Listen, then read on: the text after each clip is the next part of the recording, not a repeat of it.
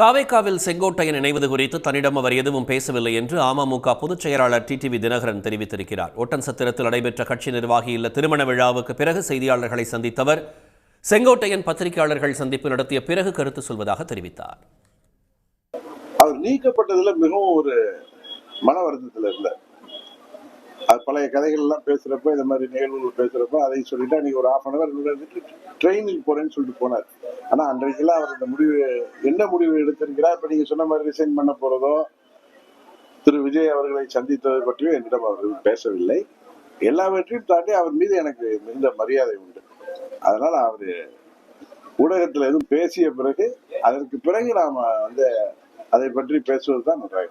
புதிதாக கூட்டணி அமைவதற்கு வாய்ப்பு இருக்குன்னு சொல்லியிருக்கேன்.